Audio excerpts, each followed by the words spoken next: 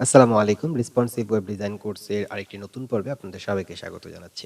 আজকের এই পর্বে দেখব কিভাবে আমরা আমাদের ওয়েব পেজে আইফ্রেমের ব্যবহার করতে পারি। আইফ্রেম নরমালি ব্যবহার করা হয় যদি আমরা চাই আমাদের ওয়েবসাইট থেকে অন্য একটা ওয়েব পেজকে বা ওয়েবসাইটকে আমরা লোড করব, সেক্ষেত্রে আমরা আইফ্রেমটাকে ব্যবহার করতে পারি। সো আইফ্রেমকে ব্যবহার করার জন্য আমাদেরকে আমাদের কোডের মধ্যে ট্যাগ নিতে হবে আইফ্রেম শুরু এবং শেষ। এবং এই আইফ্রেমের মধ্যে আমাদেরকে একটা অ্যাট্রিবিউট নিতে হবে সোর্স, এবং আমরা জানি যে সোর্স লেখার নিয়ম কি। সোর্স লেখার নিয়ম হচ্ছে, মানে অ্যাট্রিবিউট লেখার নিয়ম হচ্ছে একটা সমান চিহ্ন এবং তারপরে ডবল কোটেশন। এবং এই ডবল কোটেশনের মধ্যে আমরা সোর্সটা দিয়ে দিতে যাচ্ছি, মানে আমরা কোন ওয়েবসাইটকে লোড করাবো আমাদের ওয়েব পেজে সেটাকে আমরা এখানে দিয়ে দেবো। যেমন আমরা যদি এখানে বলি https ক্লোন ডাবল স্ল্যাশ, এবং এরপরে আমি যদি এখানে একটা ওয়েবসাইট দিই, যেমন আমরা আমাদের ওয়েবসাইটটাকেই যদি এখানে দিয়ে দিতে চাই www.mirtechpro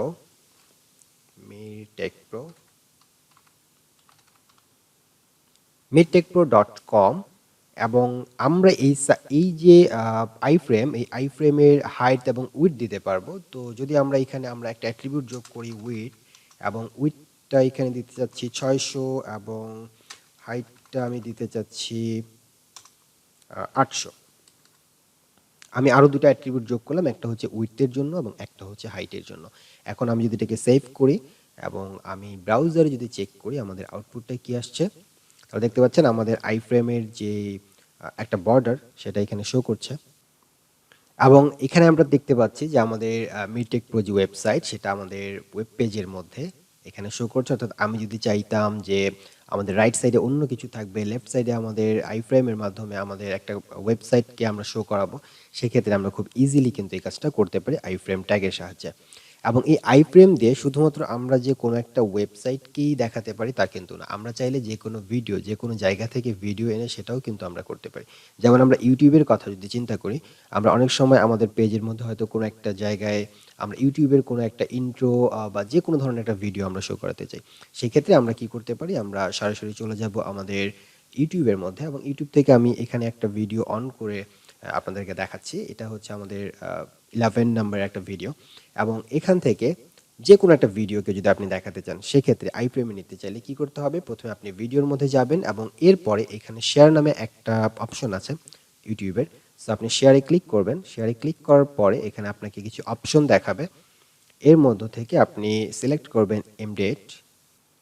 এখানে দেখতে পাচ্ছেন এমডেট নামে একটা অপশন আছে, আপনি যদি এখানে ক্লিক করেন তাহলে আপনাকে একটা এমডেট কোড দেওয়া হবে, এমডেট ভিডিও, এবং এখানে আইফ্রেমের একটা কোড দেওয়া আছে, এবং এই কোডটাকে আপনার কপি করতে হবে। তার আগে এখানে এনেবল প্রাইভেসি ইনহ্যান্স মোড যদি করা না থাকে তাহলে সেটাকে এনেবল করে নেবেন, এবং শো প্লেয়ার কন্ট্রোলস এটাকেও এনেবল করে নেবেন। তাহলে আপনার এই কোডের মধ্যে যে কন্ট্রোলটা দরকার সেই কন্ট্রোলটা চলে আসবে। এবং এরপরে যদি আপনি এখান থেকে কপি করে নেন তাহলে আপনার টোটাল কোডটা কপি হয়ে যাবে, এবং আপনি আপনার কোডের মধ্যে এটাকে আমরা আপাতত রিমুভ করে দিচ্ছি, এবং আমরা আমাদের কোডের মধ্যে যেটাকে কপি করলাম সেটাকে যদি পেস্ট করে দেই, এই যে আমাদের টোটাল কোডটা চলে আসলো। আমরা এদেরকে সেভ করি, তাহলে দেখেন আমাদের আইফ্রেম এর মধ্যে উইথ হাইট, এটা হচ্ছে আমাদের যে প্রেটিয়ার নামের যে এক্সটেনশন ছিল আমাদের ভিএস কোডের জন্য, সেটা আমাদেরকে ইনডেন্টার ঠিক মতো করে দিচ্ছে এবং আমরা খুব সুন্দরভাবে দেখতে পাচ্ছি। তো এখানে আমাদের সোর্স আছে, আমাদের title, YouTube video player, frame border, আমাদের যদি চারপাশে একটা বর্ডার দিতে চাই সেটা, এবং অ্যালাউ কি কি অ্যালাউ হবে সেই জিনিসগুলো এখানে অটোমেটিক্যালি দেওয়া আছে। এবং আমি যদি এটাকে সেভ করি এবং আমি যদি রিফ্রেশ করতে চাই আমাদের পেজের মধ্যে, তাহলে আমরা এখানে দেখতে পাবো আমাদের যে এমডেট করা ভিডিওটা। দেখেন এখান থেকে কিন্তু আমরা আমাদের ভিডিওটাকে দেখতে পাচ্ছি। অর্থাৎ আমার ওয়েবসাইটে যদি কোথাও কোনো একটা ভিডিও, আমি ইউটিউবের কোনো একটা ভিডিও দেখাতে চাই, তাহলে আমি কিন্তু এখান থেকেও দেখাতে পারবো, এবং আমি চাইলে এটাকে প্লে করতে পারবো। আমি ইউটিউবের টোটাল যে কন্ট্রোল সেটাকে আমি এখান থেকে নিতে পারছি। আমি চাইলে এটাকে ফুল স্ক্রিন করে দিতে পারি, এবং ফুল স্ক্রিন হবে কি না সেটার কন্ট্রোলও কিন্তু আমার হাতেই থাকছে। যেমন আমি যদি এখানে দেখেন অ্যালাউ স্ক্রিন নামে এখানে একটা অ্যাট্রিবিউট যোগ করা আছে, যদি এটা না করা থাকতো সেক্ষেত্রে কিন্তু এটা ফুল স্ক্রিন করা যেত না। সো এভাবে কিন্তু আমরা ইউটিউবের যে কোনো ভিডিওকে এমডেট করে আমাদের ওয়েব টেমপ্লেটের মধ্যে দেখাতে পারি। শুধুমাত্র ইউটিউবের ভিডিও না, আমরা চাইলে যে কোনো ম্যাপ, গুগলের যে কোনো ম্যাপও কিন্তু আমরা আমাদের পেজের মধ্যে শো করতে পারি। সো এটা আমরা কিভাবে করতে পারি, আমরা এখান থেকে iframeটাকে ডিলিট করে দিচ্ছি। এখানে আমি স্পেস রাখলাম এবং আমি চলে যাচ্ছি আমার ব্রাউজারে এবং এখান থেকে আমি একটা অ্যাড্রেস গুগল ম্যাপ থেকে বের করে রাখলাম আপনাদের জন্য। সো এখানে যে সিটি হসপিটাল লিমিটেড, যেটা হচ্ছে ঢাকার একটা অ্যাড্রেস। সো আপনি যদি দেখেন, আপনি যে কোনো একটা অ্যাড্রেস আপনি সার্চ করতে পারেন বা যেই জায়গাকে আপনি দেখাতে চান সেটা যদি গুগল ম্যাপে রেজিস্টার করা থাকে তাহলে আপনি এখানে লিখলেই সেটা চলে আসবে এবং এভাবে আপনার পিন করা দেখাবে। সো আপনি দেখতে পাচ্ছেন সিটি হসপিটাল ডায়াগনস্টিক সেন্টার, এটা হচ্ছে আমাদের এখানে পিন করা আছে। সো আমি চাচ্ছি যে এই ম্যাপটাকে আমরা আমাদের ওয়েব পেজের মধ্যে এমবেড করে দেখাবো, যেভাবে আমরা দেখাচ্ছিলাম ইউটিউব ভিডিওকে। সো এটা দেখানোর জন্য কি করতে হবে, সিম্পল এখানে শেয়ার বাটনে ক্লিক করতে হবে।